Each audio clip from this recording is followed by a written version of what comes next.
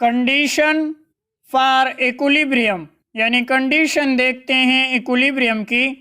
Equilibrium can not be attained in open container because in open container the gaseous reactants and products may escape into the atmosphere, leaving behind no possibility for attaining equilibrium. यानी कहते हैं कि equilibrium can not be attained in open container, यानी equilibrium को हम open container में नहीं major कर सकते या नहीं कर सकते, बिकॉज इन ओपन कंटेनर, क्योंकि वो ओपन कंटेनर होगा तो क्या होगा, the gaseous reactants and product में एस्केप इनटू द एटमॉस्फेयर, जो गैसियस रिएक्टेंट्स या प्रोडक्ट जो हैं वो एटमॉस्फेयर में चले जाएंगे, तो उनमें इक्विलिब्रियम किस तरह होगा, लिविंग बिहाइंड नो पॉसिबिलिटी, तो ये पॉसिबिलिटी नहीं हो सकती फॉर अटेनिंग इक्विलिब्रियम, इक्विलिब्रियम के लिए। तो मैंने पहले भी बताया है कि यानी इक्विलिब्रियम को हम क्लोज कंटेनर लेंगे, इक्विलिब्रियम के लिए हम क्लोज कंटेनर लेंगे, ओपन कंटेनर नहीं ले सकते, क्योंकि गैसियस तो एटमॉस्फेयर में फिर चले जाएंगे। When A system reach equilibrium, जब इक्विलिब्रियम स्टेज होगा, it will remain in the same state for ever, तो सेम स्टेट होगा किसके, if the condition do not change, अगर हम कंडीशन को चेंज न कर सके या नहीं कर सकते तो, या कर न सके तो इक्विलिब्रियम स्टेज डिस्टर्ब नहीं होगा। लेकिन when the condition are disturb, लेकिन हम कंडीशन को जब डिस्टर्ब करते हैं, the equilibrium will also disturb, तो इक्विलिब्रियम भी डिस्टर्ब होगा, तो इक्विलिब्रियम भी डिस्टर्ब होगा। अगर हम कंडीशन चेंज करते हैं तो इक्विलिब्रियम भी चेंज होगा। The system always tries to regain the equilibrium, तो सिस्टम दोबारा इक्विलिब्रियम की तरफ कोशिश करेगा। The reaction will move either in the forward direction or in the reverse direction to attain equilibrium, या तो रिएक्शन फॉरवर्ड की तरफ जाएगा या रिवर्स की तरफ जाएगा, लेकिन इक्विलिब्रियम को अटेंड करेगा। As long as conditions are kept constant, the reaction will remain in the equilibrium state, यानी जो कंडीशन है किसके कांस्टेंट, अगर हम रखे कंडीशन तो इक्विलिब्रियम होगा, लेकिन द रिएक्शन विल रिमेन, लेकिन अगर हम रिएक्शन को किस तरफ या कौन सी कंडीशन है, will remain the in the equilibrium state, जो इक्विलिब्रियम स्टेट को क्या करते हैं, डिस्टर्ब करते हैं। तो condition are following, concentration of reactants and products, temperature of the system, pressure of the system, volume of the system, catalyst if used in the system remain unchanged। यानी ये क्या है, as long the condition are kept constant, लेकिन अगर हम condition को long time के लिए कांस्टेंट रखें, the reaction will remain in the equilibrium state, तो रिएक्शन भी इक्विलिब्रियम होगा, यानी रिएक्शन भी इक्विलिब्रियम स्टेज में होगा, वो डिस्टर्ब नहीं होगा। तो कंडीशन कौन सी है, कंसंट्रेशन है या रिएक्टेंट्स या प्रोडक्ट्स की, टेम्परेचर है सिस्टम की, प्रेशर सिस्टम की, वॉल्यूम सिस्टम की, catalyst if used the system remain unchanged, जो कैटलिस्ट है अगर हम उनको चेंज न कर दे, यानी वो कैटलिस्ट होगा जो हमने इस्तेमाल किया हुआ है। ये देखते हैं क्या कहते हैं, एट हायर टेम्परेचर, यानी हायर टेम्परेचर हो, the particle have more kinetic energy, तो पार्टिकल्स की जो काइनेटिक एनर्जी होगी वो क्या होगी, इंक्रीज होंगे। अगर हम टेम्परेचर जितनी ज़्यादा देंगे तो काइनेटिक एनर्जी भी बढ़ेगी। They move as a faster speed, तो रिएक्शन यानी तेज़ी के साथ कंप्लीट होगा। And there will more successful collision resulting in the formation of more product, तो उनमें कोलिजन ज़्यादा होंगे रिएक्टेंट्स के दरमियान, पार्टिकल्स के दरमियान, तो प्रोडक्ट जल्दी में बनेगा। Whereas the low temperature, अगर हम टेम्परेचर को कम करते हैं, इन द रेफ्रिजरेटर, जिस तरह के रेफ्रिजरेटर है, slow down the decomposition of reaction, तो रिएक्शन क्या होगा, स्लो होगा, और उसकी डिकम्पोजिशन क्या होगी, स्लो होगी। तो अब हम देखते हैं सोसाइटी, टेक्नोलॉजी एंड साइंस, यानी सोसाइटी, टेक्नोलॉजी, साइंस में क्या लिखते हैं, explain how components of atmosphere can be used successfully in the producing important chemicals. हम एक्सप्लेन करते हैं कंपोनेंट्स जो एटमॉस्फेयर में मौजूद है, जो हम यानी इस्तेमाल करते हैं सक्सेसफुली के लिए important chemicals, except for helium, helium के अलावा, हीलियम के अलावा ये एटमॉस्फेयर में भी कम है और स्टेबल हालत में है, तो हीलियम को हम छोड़ते हैं। Will mostly exerted of the natural gas, जो नेचुरल गैसेज है।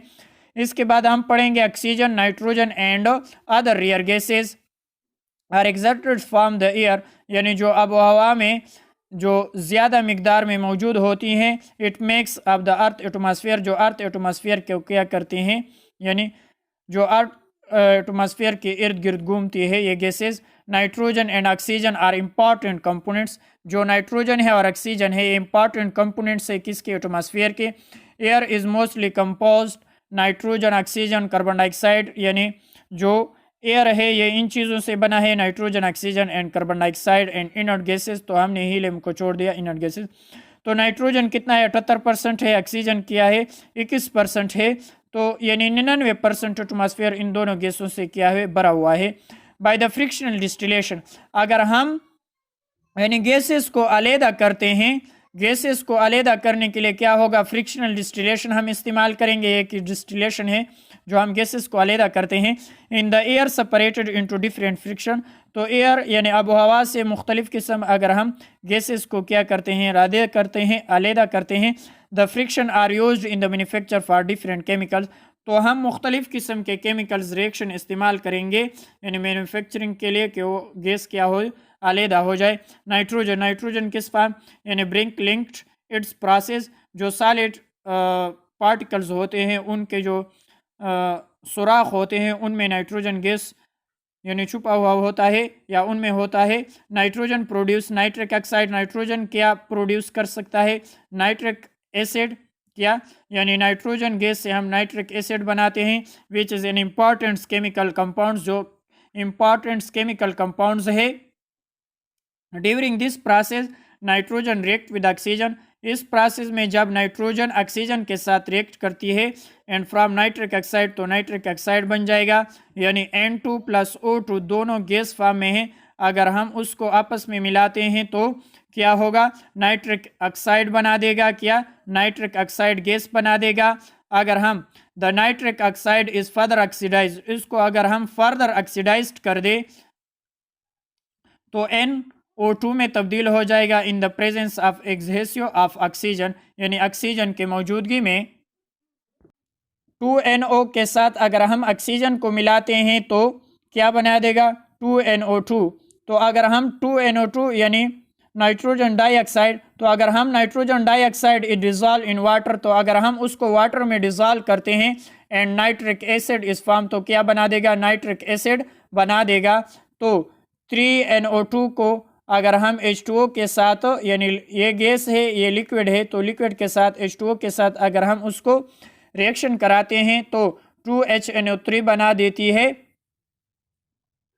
एंड NO बना देती है गैस फॉर्म में, तो नाइट्रिक एसिड बना देगा। तो ये नाइट्रिक एसिड क्या है, ये हम इस्तेमाल करते हैं मुख्तलिफ़ किस्म के लिए। तो हम मुख्तलिफ़ किस्म यानी नाइट्रोजन और ऑक्सीजन कोई जो केमिकल रिएक्शन है, मुख्तलिफ़ किस्म के गैसेस हम अलहदा कर सकते हैं। इसके बाद हम पढ़ेंगे इन हाइबर प्रोसेस। हाइबर प्रोसेस में क्या होता है, हम अमोनिया तैयार करते हैं। हाइबर प्रोसेस में हम अमोनिया तैयार कर सकते हैं। नाइट्रोजन रिएक्ट विद हाइड्रोजन, जब नाइट्रोजन हाइड्रोजन के साथ रिएक्ट करती है एंड प्रोड्यूस अमोनिया, तो अमोनिया देती है। Ammonia act as a raw material, ammonia क्या है, एक रॉ मटेरियल है in the manufacture of fertiliser, जो हम फर्टिलाइज़र में यूज़ करते हैं। तो अमोनिया किसकी मौजूदगी में, आयरन के कैटलिस्ट 500 डिग्री सेंटीग्रेड और यानी 150 एटमॉस्फेरिक प्रेशर के मौजूदगी में यह को क्या होती है, अमोनिया तैयार होती है नाइट्रोजन और हाइड्रोजन गैस से। ये आप देख ले, यानी अगर हम N2 + 3H2 लेते हैं, आयरन कैटलिस्ट है और 500 डिग्री सेंटीग्रेड है और 150 से लेकर 200 एटमॉस्फेरिक प्रेशर है, तो अमोनिया तैयार होती है। तो अमोनिया हम हाइबर प्रोसेस के ज़रिए तैयार करते हैं और अमोनिया रॉ मटेरियल है for the manufacture of fertiliser, तो हम फर्टिलाइज़र के लिए ये इस्तेमाल करते हैं। इसके बाद देखते हैं oxygen. It is also plays an important rules, यानी ऑक्सीजन जो है एक इम्पॉर्टेंट रूल अदा करती है एंड प्रोड्यूस न्यूमरस केमिकल, और बहुत से केमिकल्स में भी होती है, such as oxide of nitrogen, जिस तरह के ऑक्साइड ऑफ नाइट्रोजन हमने पहले पढ़ा, which is ultimately produce nitric acid, जो नाइट्रिक एसिड देती है। Nitric acid is used in the production of fertiliser, तो हम फर्टिलाइज़र के लिए यूज़ करते हैं। तो नाइट्रिक एसिड हम किस के लिए यूज़ करते हैं, यानी प्रोडक्शन ऑफ फर्टिलाइज़र के लिए। तो ये यानी ऑक्सीजन की मौजूदगी में हमने क्या बना दिया, नाइट्रिक ऑक्साइड, नाइट्रिक डाइऑक्साइड हमने बना दिया। इसके बाद sulphur, it also react with sulphur from sulphur dioxide. अगर हम ऑक्सीजन को सल्फर के साथ मिलाते हैं, सल्फर सॉलिड हालत में है और ऑक्सीजन गैस की हालत में है, तो अगर हम सल्फर ऑक्सीजन को आपस में मिलाते हैं तो सल्फर डाइऑक्साइड बना देगा। अगर हम सल्फर डाइऑक्साइड को फर्दर ऑक्सीडाइज करते हैं तो सल्फर ट्राइऑक्साइड बना देगा। इधर ऑफ ऑक्सीजन, ऑक्सीजन की मौजूदगी में क्या सल्फर ट्राइऑक्साइड बन जाएगा। अगर हम सल्फर ट्राइऑक्साइड को सल्फ्यूरिक एसिड में डिज़ोल्व करते हैं विच प्रोड्यूस ओलियम, तो वो हमें ओलियम देती है, जिसको हम यानी पेरो सल्फ्यूरिक एसिड कहते हैं। तो पेरो सल्फ्यूरिक एसिड देगा और पेरो सल्फ्यूरिक एसिड को हम ओलियम के नाम से भी जानते हैं। तो सल्फर ट्राइऑक्साइड को अगर हम सल्फ्यूरिक एसिड H2SO4 के साथ मिलाते हैं तो ये क्या देगा, यानी ओलियम देगा। और ओलियम को अगर हम डिज़ोल्व करते हैं in the calculated amount of water, water के साथ अगर हम उसको फिर मिलाते हैं and concentrated sulphuric acid is obtained, तो हमें क्या मिलेगा, यानी कंसनट्रेटेड सल्फ्यूरिक एसिड, क्या कंसनट्रेटेड सल्फ्यूरिक एसिड मिलेगा। तो हमने ओलियम को वाटर के साथ मिला दिया और यानी कंसनट्रेटेड सल्फ्यूरिक एसिड हमें मिल जाएगा। Sulphuric acid plays basic rule, जो सल्फ्यूरिक एसिड है वो बुनियादी रूल्स है in the most chemical reaction, यानी वो केमिकल रिएक्शन में पार्टिसिपेट होती है एज ए कैटलिस्ट, हम कभी बार इस्तेमाल करते हैं कभी कभी। And it is a considered the king of chemical, और इसको हम किंग ऑफ केमिकल भी कह सकते हैं। सल्फ्यूरिक एसिड H2SO4 को हम किंग ऑफ केमिकल्स कहते हैं, यानी सल्फ्यूरिक एसिड को हम कंसीडर करते हैं किंग ऑफ केमिकल्स, H2SO4 को हम किंग ऑफ केमिकल्स कहेंगे। Ways to recognise equilibrium, in the order recognise the equilibrium state chemical reaction, तो हम यानी इक्विलिब्रियम को रिकॉग्नाइज करते हैं केमिकल रिएक्शन में। The following method can be use, जो मेथड यूज होते हैं फिजिकल मेथड। फिजिकल मेथड तो आप जानते हैं, सच एज रिफ्रैक्टियोमीटर, जिस तरह हम लाइट को इस्तेमाल करते हैं रिफ्रैक्टियोमीटर, यानी रिफ्रैक्टियोमीटर लाइट मेजर के लिए इस्तेमाल होती है, जो लाइट होती है। पोलरमीटर, जो पोलरमीटर के लिए इस्तेमाल होती है। स्पेक्ट्रोफोटोमीटर, जो स्पेक्ट्रोफोटोमीटर के लिए हम इस्तेमाल करते हैं। तो ये क्या है, फिजिकल मेथड है। केमिकल मेथड क्या होगा, केमिकल रिएक्शन होगा, सच एज ट्राइट्रेशन, जिस तरह के ट्राइट्रेशन है। In both method the chemical equilibrium state of chemical reaction can be recognized by the knowing of concentration of reactant and products at a regular interval of time। तो both method में क्या होगा, यानी equilibrium state हो सकता है chemical reaction में, can be recognise, जो हम रिकॉग्नाइज करते हैं by the knowing of concentration of reactant या concentration of reactant and products at regular interval of time, और एक टाइम के साथ वो इक्विलिब्रियम स्टेज उसमें आएगा। When the concentration of reactant and products are absorb constant, अगर कंसंट्रेशन ऑफ रिएक्टेंट और प्रोडक्ट कांस्टेंट है तो the reaction is said to be equilibrium. तो फिजिकल स्टेट में भी इक्विलिब्रियम हो सकता है और केमिकल रिएक्शन में भी इक्विलिब्रियम यानी हो सकता है। तो when the concentration of reactant and products are absorbed constant, अगर दोनों constant है the reaction is said to be equilibrium, तो उसको हम equilibrium state कहते हैं। इसके बाद कैटलिस्ट क्या है, a catalyst is a substance, catalyst एक सब्सटेंस है that change the rate of chemical reaction, जो केमिकल रिएक्शन को रेट को चेंज करता है, but remain chemically unchanged itself, लेकिन वो खुद यानी चेंज नहीं होता। कैटलिस्ट क्या है, कैटलिस्ट एक सब्सटेंस है जो केमिकल रिएक्शन को स्पीड अप करती है, यानी केमिकल रिएक्शन को स्पीड अप करती है, लेकिन उसमें चेंज नहीं आती, वो बतौर कैटलिस्ट इस्तेमाल होती है। तो कैटलिस्ट जितना हमने इस्तेमाल किया हुआ है, यानी प्रोडक्ट बनने के बाद उतना कैटलिस्ट हमें मिलता है। कैटलिस्ट रिएक्शन में पार्टिसिपेट नहीं होती, यानी सिर्फ स्पीड अप ऑफ रिएक्शन को ज़्यादा करती है, यानी कम टाइम में वो रिएक्शन कंप्लीट होती है। और कैटलिस्ट न तो रिएक्शन को स्टार्ट कर सकती है, रिएक्शन को स्टार्ट करने के लिए हम यानी कैटलिस्ट यूज़ नहीं कर सकते। अगर एक रिएक्शन बिल्कुल हो नहीं रहा हो तो हम कैटलिस्ट के थ्रू उसको यानी स्टार्ट नहीं कर सकते। रिएक्शन पहले से स्टार्ट होगा या रिएक्शन होगा, अगर हम कैटलिस्ट डालते हैं तो वो रिएक्शन को स्पीड अप करेगा और जो कैटलिस्ट है उसमें कोई चेंज भी नहीं आएगा। जितना कैटलिस्ट हमने यूज़ किया हुआ है उतना कैटलिस्ट हमें मिलेगा उसी ही फॉर्म में, यानी कैटलिस्ट केमिकल रिएक्शन में पार्टिसिपेट नहीं होता। वो ऑटो कैटलिस्ट में हम पढ़ेंगे कैटलिस्ट के चैप्टर में, जब कैटलिस्ट जो प्रोडक्ट का जो कैटलिस्ट जो एज ए कैटलिस्ट काम करते हैं तो उसको हम ऑटो कैटलिस्ट कहते हैं। यानी प्रोडक्ट में जो चीज़ हमें मिलती है और वो एज ए तौर कैटलिस्ट काम करती है तो उसको हम ऑटो कैटलिस्ट कहेंगे, वो बाद में हम पढ़ेंगे। Equilibrium constant and its unit, यानी इक्विलिब्रियम कांस्टेंट और उसकी units.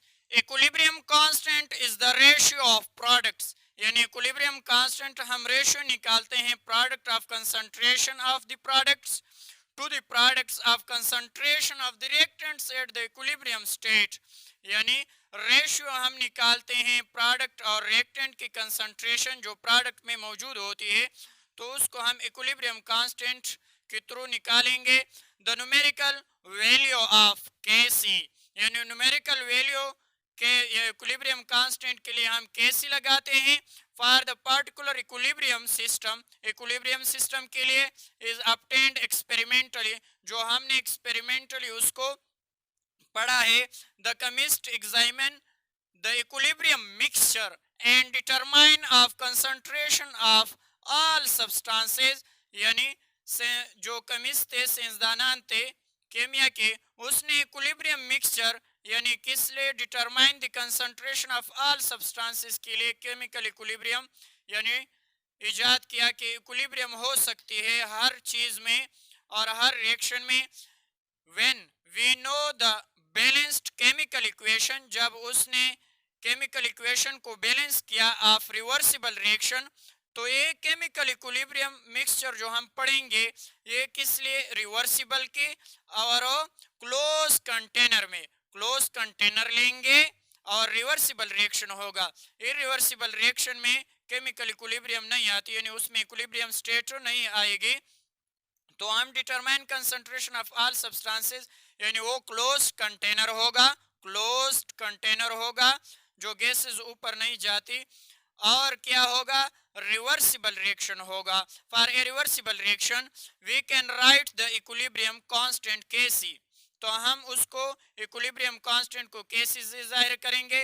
While writing the equilibrium constant, जब हम इक्विलिब्रियम कांस्टेंट को लिखते हैं, the product side is written as the numerator, तो जो प्रोडक्ट का जो हिस्सा है वो हम ऊपर लिखेंगे, प्रोडक्ट को नॉमिनेटर में लिखेंगे, and reactant as a denominator, और रिएक्टेंट को डिनोमिनेटर में लिखेंगे। Thus we can calculate the numerical value, तो इस तरह हम न्यूमेरिकल वैल्यू को निकाल सकते हैं, एंड यूनिट ऑफ Kc, और Kc को यूनिट की भी निकाल सकते हैं by the putting equilibrium value of product side as numerator and reactant side denominator. तो अब हम पुटिंग करते हैं इक्विलिब्रियम वैल्यू की, प्रोडक्ट क्या है यानी नॉमिनेटर में है और रिएक्टेंट क्या है डिनोमिनेटर में है, and the coefficient is right to the power, और जो कोफिशिएंट है उसको हम पावर में लिखते हैं इन सब्सटेंसेस ऑफ केमिकल इक्वेशन, जो केमिकल इक्वेशन में है। एक ग्राफ आप देख ले, K क्या है, इक्विलिब्रियम कांस्टेंट है, K क्या है, इक्विलिब्रियम कांस्टेंट है, C क्या है, show that it is the term of concentration, ये टर्म ऑफ कंसंट्रेशन को यानी जाहिर करती है।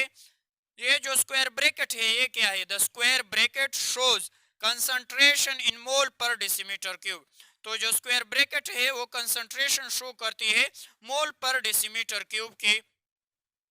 और जो राइट हैंड में product side equation on the top, जो टॉप पर है वो क्या है, प्रोडक्ट है, and left hand reactant on the bottom, और जो बॉटम में है वो क्या है, रिएक्टेंट है।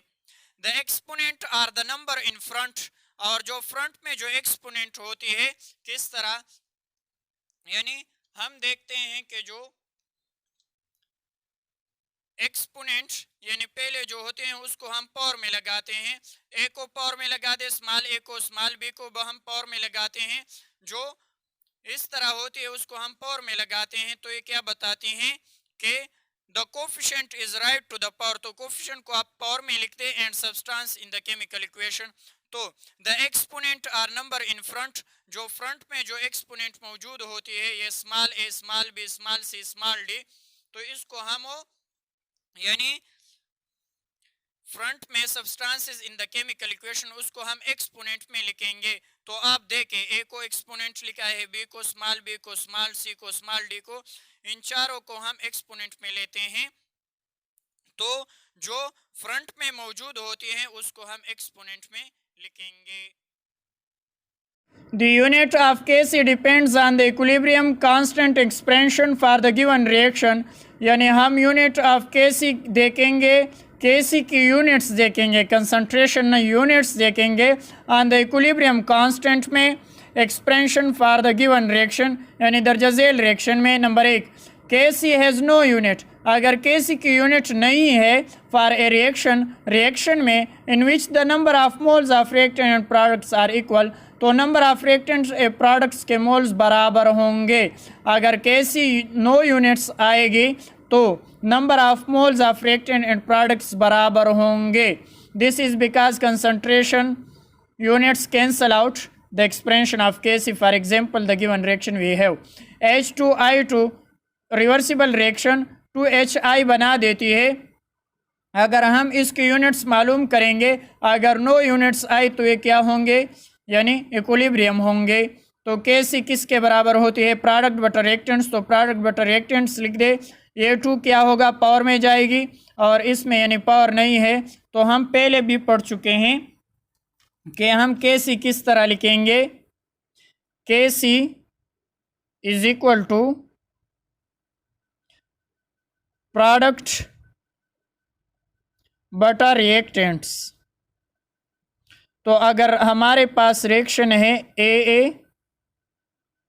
प्लस BB रिवर्सिबल, तो केमिकल इक्विलिब्रियम रिवर्सिबल रिएक्शन में होगा और क्लोज कंटेनर होगा, तो हम Kc किस तरह लिखेंगे, तो प्रोडक्ट बटा रिएक्टेंट्स लिख दे,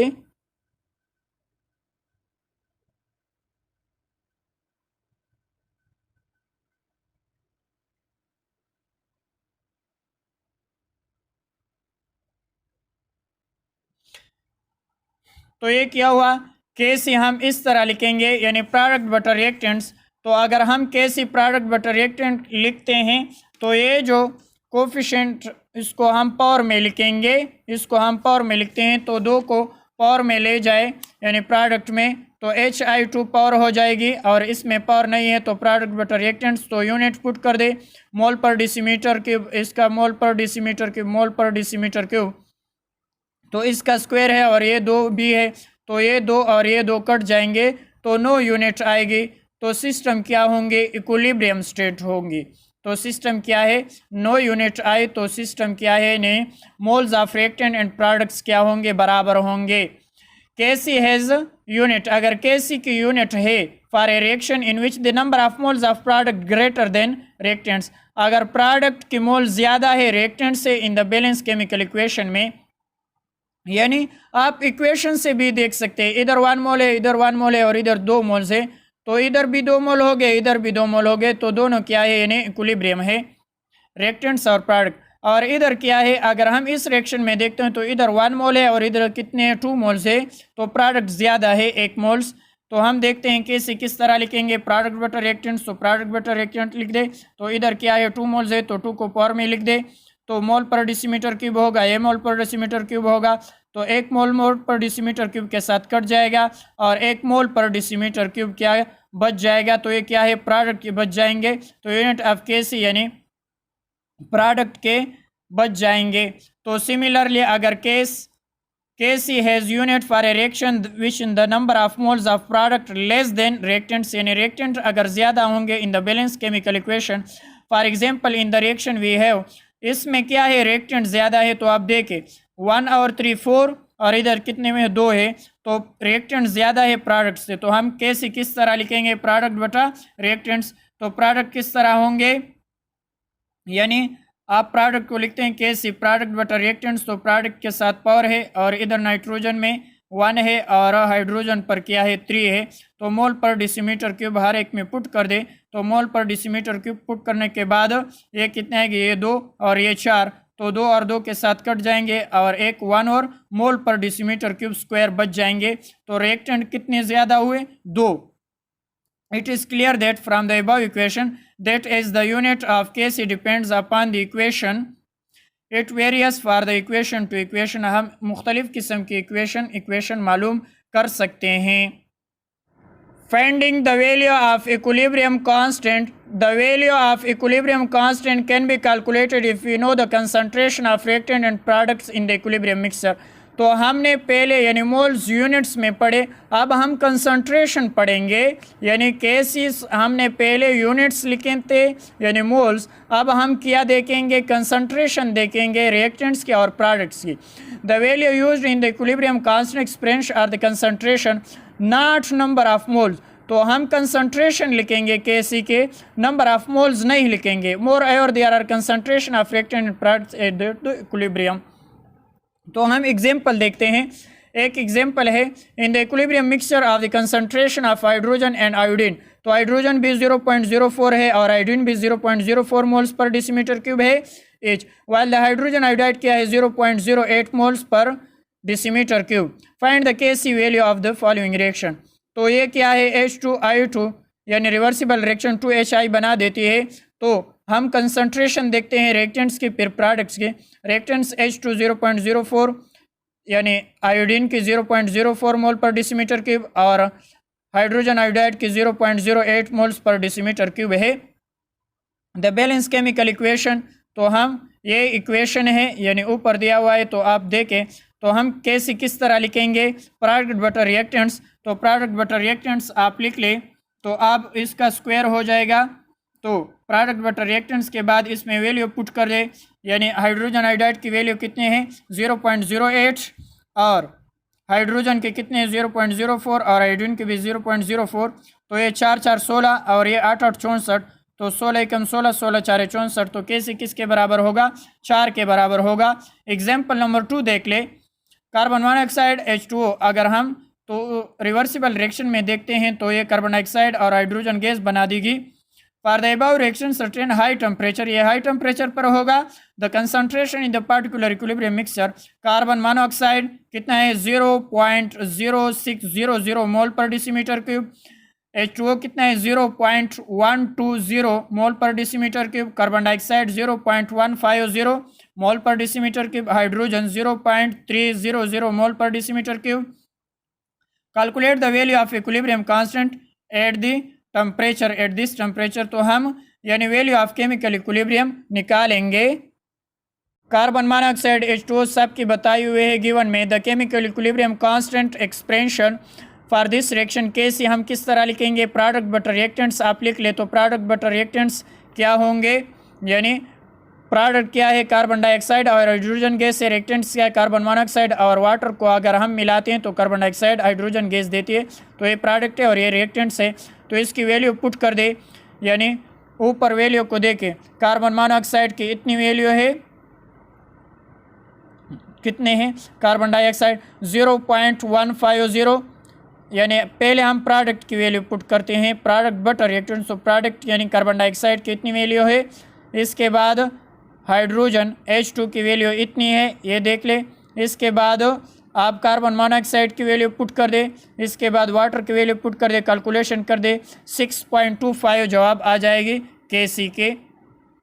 इसके बाद importance application of the equilibrium constant, importance पढ़ेंगे। The value of equilibrium constant is specific and remain constant at the particular temperature.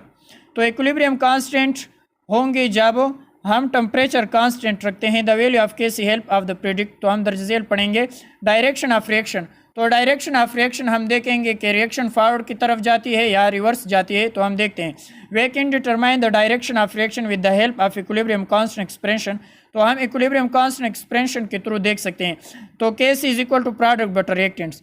तो आप इधर Kc को देख ले, Kc प्रोडक्ट के साथ क्या है डायरेक्टली प्रोपोर्शनल है। Kc प्रोडक्ट के साथ डायरेक्टली प्रोपोर्शनल है, Kc रिएक्टेंट के साथ इनवर्सली प्रोपोर्शनल है। तो अगर हम केसी की वैल्यू बढ़ा देंगे तो प्रोडक्ट भी बढ़ जाएंगे। अगर हम केसी की वैल्यू बढ़ाते हैं तो रिएक्टेंट्स कम होंगे। अगर हम केसी की वैल्यू कम करते हैं तो प्रोडक्ट्स भी कम होंगे। अगर हम केसी की वैल्यू कम करते हैं तो रिएक्टेंट्स ज़्यादा होंगे। ये आप इससे भी देख सकते हैं, यानी केसी प्रोडक्ट के साथ डायरेक्टली प्रोपोर्शनल है और रिएक्टेंट के साथ इन्वर्सली प्रोपोर्शनल है। The direction of reaction of chemical reaction at any particular time can be predict by means product बटर रिएक्टेंट्स रेशियो। तो हम केमिकल रिएक्शन किस तरह लिखते हैं, केसी प्रोडक्ट बटर रिएक्टेंट्स की ratio. The value of product बटर reactants ratio Leeds of one of the following three possibility. तो तीन पॉसिबिलिटीज हो सकती है। Number A, when the ratio of products butter reactant less than KC.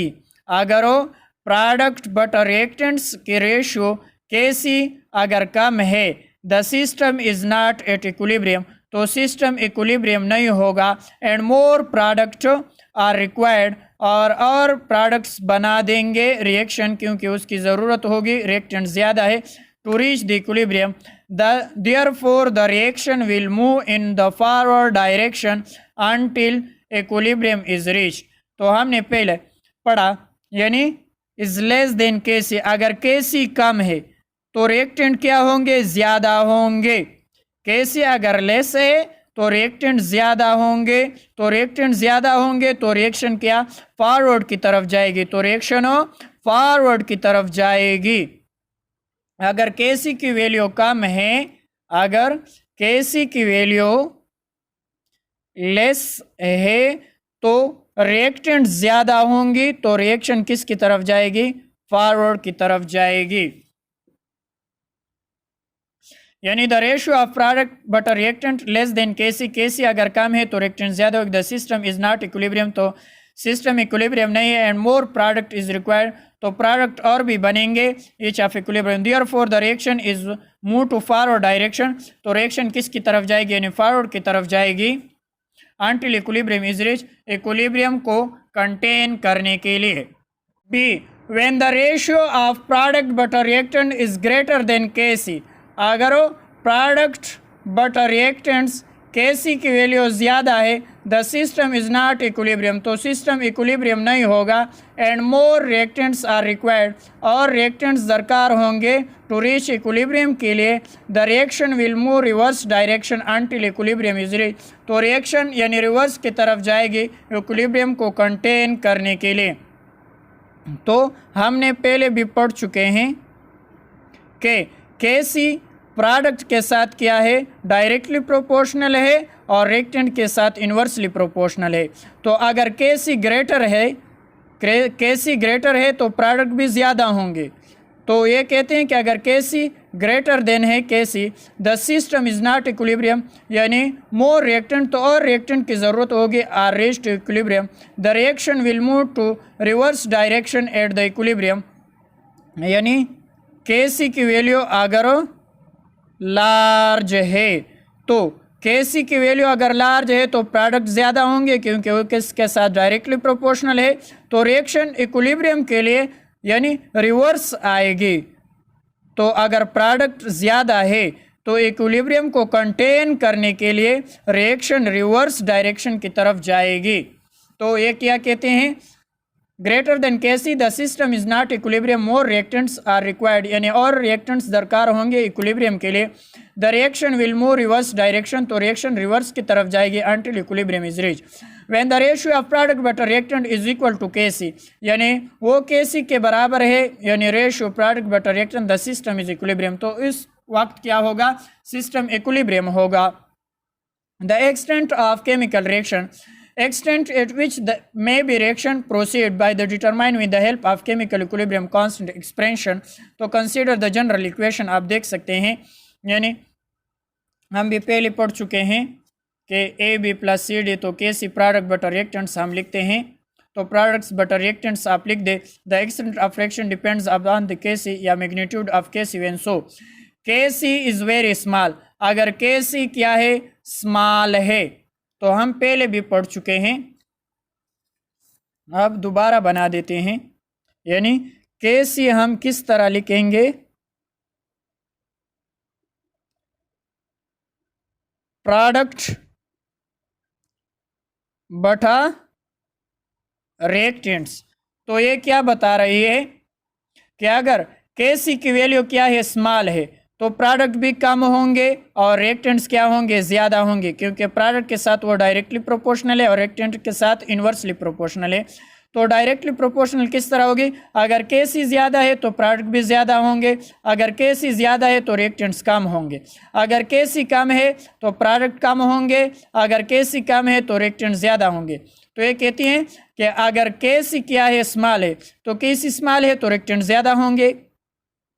When the concentration of AB concentration is large, यानी reactant अगर ज्यादा है product small, the equilibrium mixture will contain the reactants.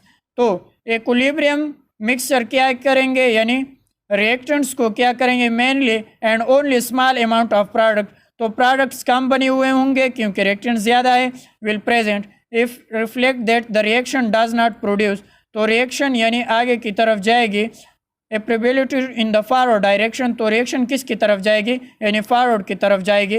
हम पहले भी पढ़ चुके हैं, अगर Kc लेस है तो रिएक्शन फॉरवर्ड की तरफ जाएगी, अगर Kc लेस है तो रिएक्शन फॉरवर्ड की तरफ जाएगी, क्योंकि Kc कम है तो रिएक्टेंट्स ज़्यादा होंगे, तो रिएक्टेंट्स ज़्यादा होंगे तो रिएक्शन फॉरवर्ड की तरफ जाएगी।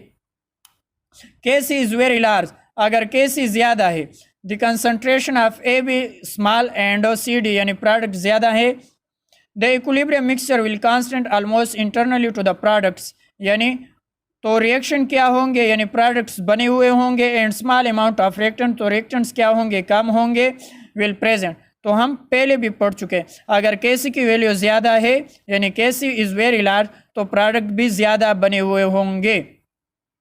तो indicate that reaction is complete, तो रिएक्शन क्या होगा, कंप्लीट होगा इन the forward direction. Forward direction में रिएक्शन क्या होगा, कंप्लीट होगा। Kc is neither very small nor very, यानी Kc is neither very large nor very small. The concentration of product and reactants will vary closely, यानी दोनों एक साथ दो क्लोजली हो, and hand Kc is closed, तो Kc भी close होगा, 1 के बराबर होगा।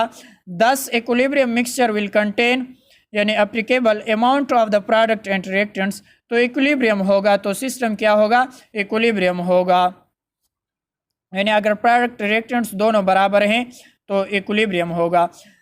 The effect of external condition, यानी अगर हम इक्विलिब्रियम को एक्सटर्नल कंडीशन के साथ डिस्टर्ब करते हैं, the position of equilibrium when the system reach equilibrium, अगर सिस्टम इक्विलिब्रियम है, it will remain the same state indefinitely if the condition do not change, अगर हम कंडीशन को चेंज नहीं करते, however the equilibrium state of the system is disturbed in the external, तो equilibrium state यानी क्या होगा, कंटेन होगा। अगर हम इक्विलिब्रियम स्टेट को डिस्टर्ब करते हैं एक्सटर्नल कंडीशन के साथ, तो किस, यानी for example change of pressure या टेम्परेचर या कंसंट्रेशन ऑफ रिएक्टेंट या products alternate the position of equilibrium, क्या होगा, डिस्टर्ब होगा। When ever the equilibrium is disturb, तो इक्विलिब्रियम भी डिस्टर्ब होगा। Change in the external condition, किस वजह से, कि हमने एक्सटर्नल कंडीशन को डिस्टर्ब किया, तो अगर वो डिस्टर्ब करेंगे तो इक्विलिब्रियम भी डिस्टर्ब होगा, और इक्विलिब्रियम दोबारा यानी द सिस्टम, तो सिस्टम क्या करेगी, always tends to restore equilibrium, दोबारा इक्विलिब्रियम की तरफ कोशिश करेगी।